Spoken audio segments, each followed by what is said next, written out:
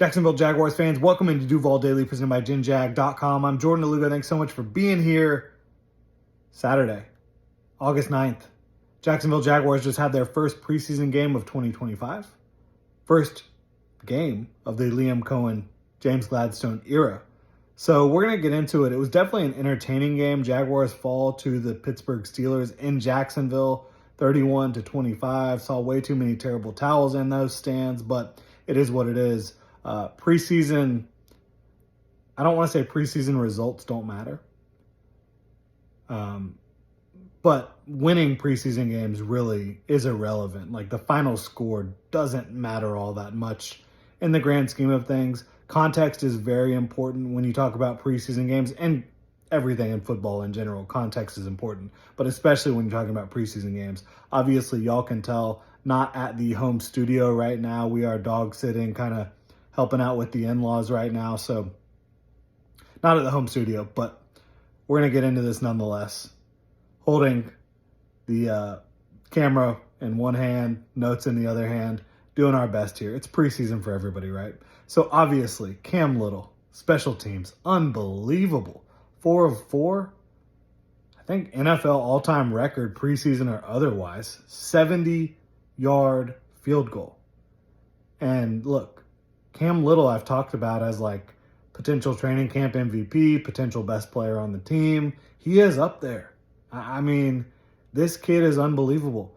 And kicker is such a fickle position, but a 70-yard kick, 4 of 4 on field goals for the day, unbelievable. I mean, truly.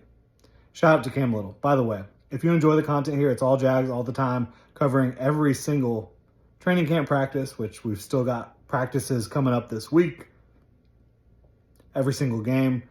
Again, all Jags all the time. Please hit that like and subscribe button. So Cam Little, the talent that he put on display tonight was nothing short of breathtaking. Even for a preseason game. 70-yard field goal. Several other big-time field goals as well. But this is kind of par for the course for him. I mean, during his rookie year, he hit 93.7% of his kicks. During his rookie year, he was perfect on point-after tries.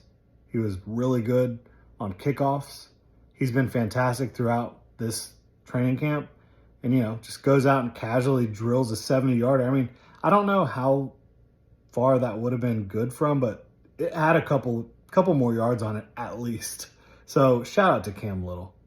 Just making the preseason fun again, right? And again, context is key.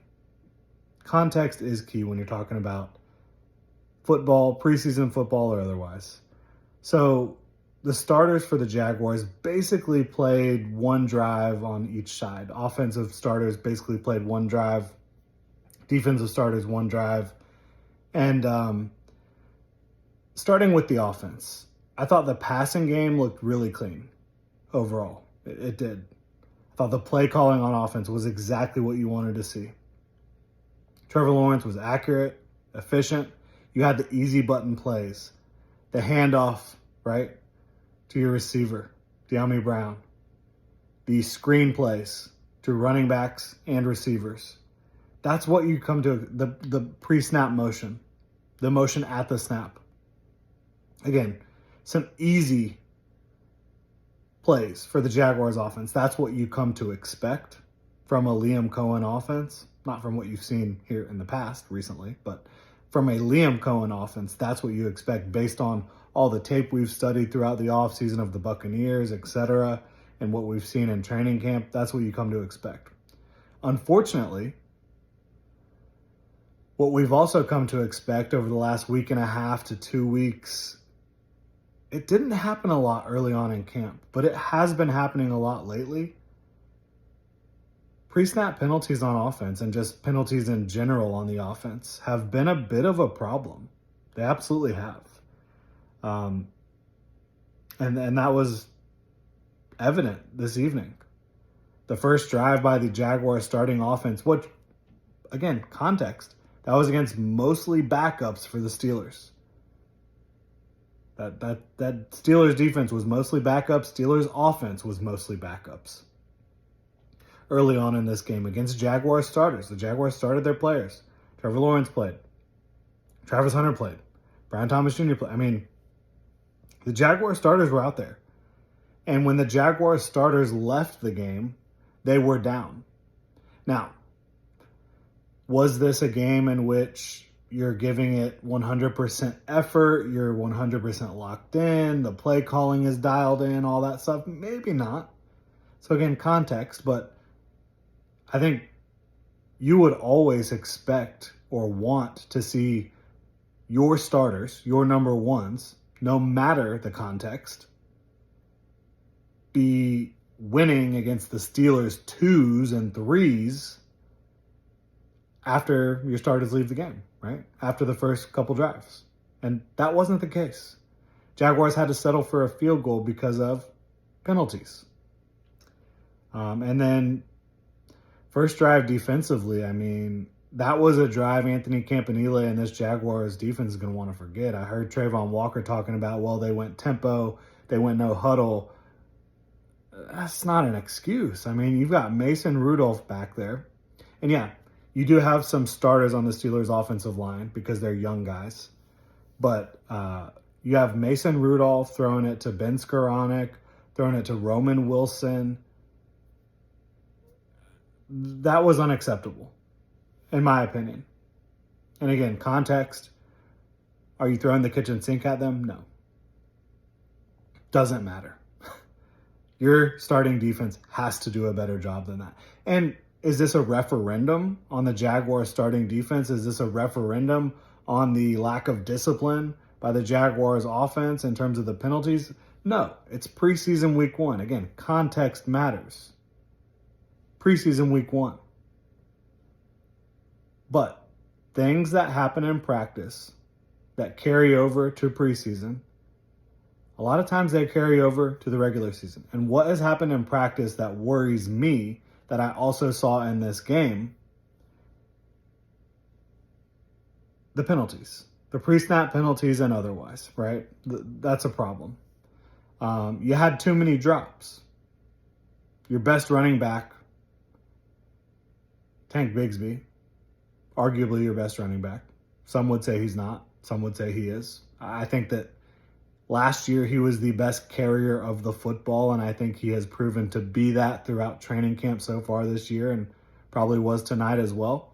He struggles to catch the football, and he's got fumbling issues. I mean, you saw him have a drop this evening, a pass that should have been caught, that would have helped out the Jaguars offense.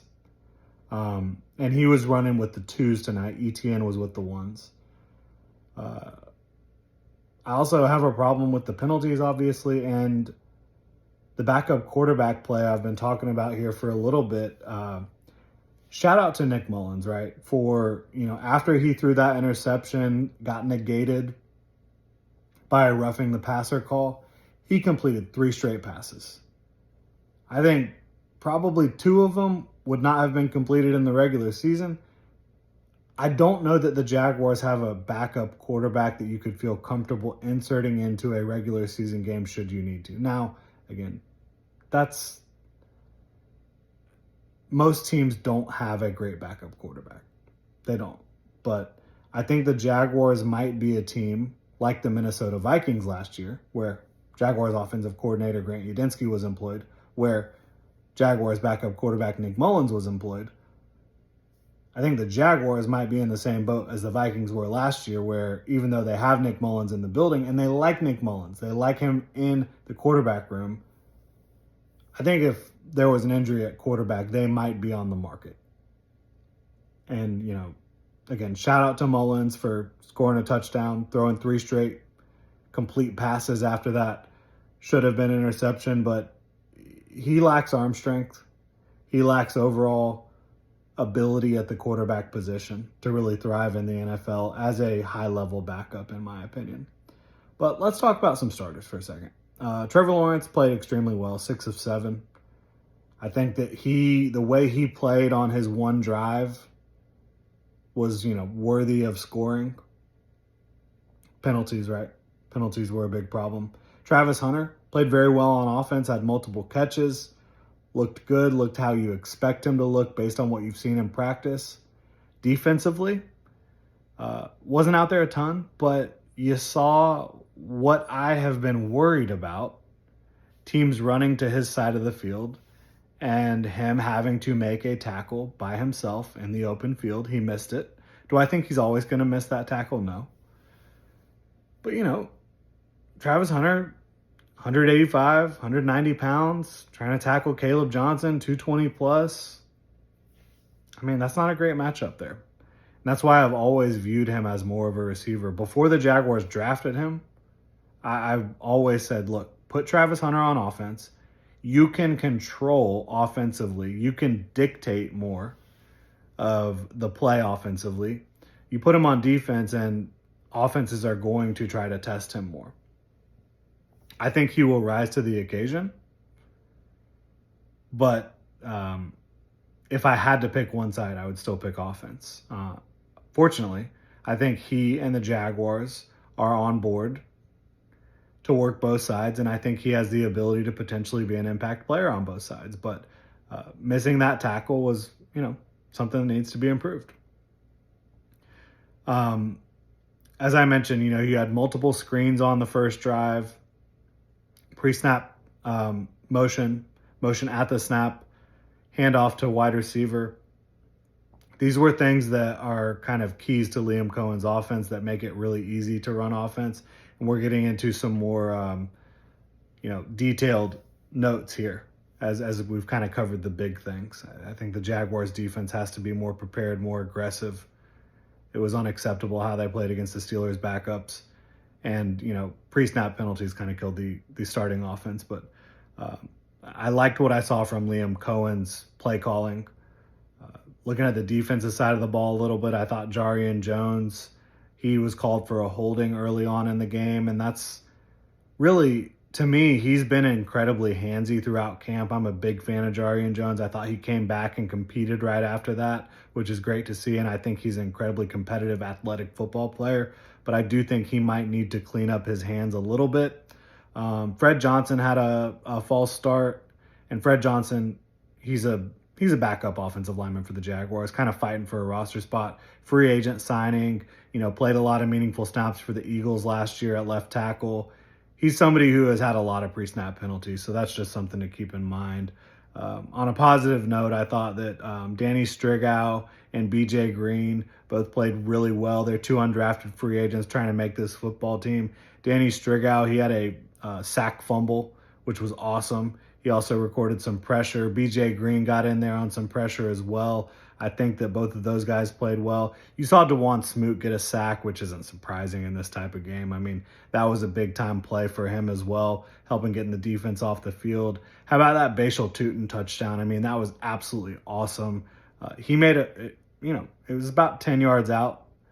He made a couple nice moves to get to the second level of the defense. And then he got stood up a little bit, kept churning his legs. Offensive line came in behind him and helped push him, for several yards to and past the goal line, which was really cool. Seeing that type of effort, both from the running back and the offensive line, that's exactly the type of thing you want to see.